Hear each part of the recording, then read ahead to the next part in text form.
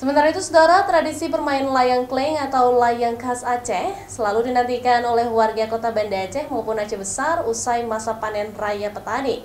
Untuk memeriahkan tradisi itu, biasanya warga membuat perlombaan layang atau sering disebut gelayang tunang, sehingga membuat penonton sangat antusias datang ke pematang sawah. Sejak sore, puluhan warga Banda Aceh maupun Aceh Besar mulai datang silih berganti untuk mempersiapkan layang mereka yang akan diterbangkan di area pematang sawah oleh Kareng Banda Aceh.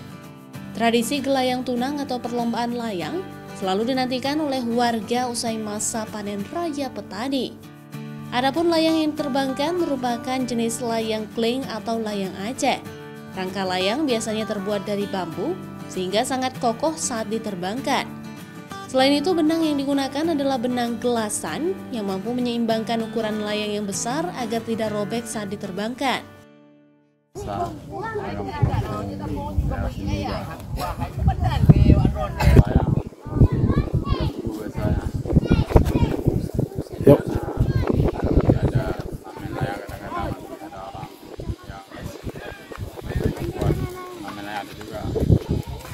Banyak, ada yang kampung jerat, lam gampang, rumpit, lam ujung, daerah itu.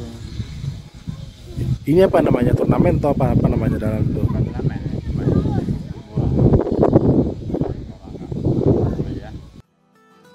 Untuk memeriahkan tradisi itu, biasanya warga membuat perlombaan. Setiap peserta yang ikut lomba itu harus membayar biaya pendaftaran Rp30.000 per layang. Bagi layang yang terbang paling tinggi dan terdepan, maka dinobatkan sebagai juara. Dengan adanya perlombaan ini membuat warga sangat antusias berdatangan ke area pematang sawah hanya untuk menonton layang yang akan diterbangkan. Tradisi permainan rakyat ini terus dilestarikan oleh warga Oleh Kareng agar tidak punah karena pembuat layang kleng atau layang Aceh ini sudah mulai sedikit sehingga warga di sana mengajak anak muda untuk bisa membuat dan menerbangkan layang khas Aceh. Nova Misdayanti, Kompas TV, Banda Aceh.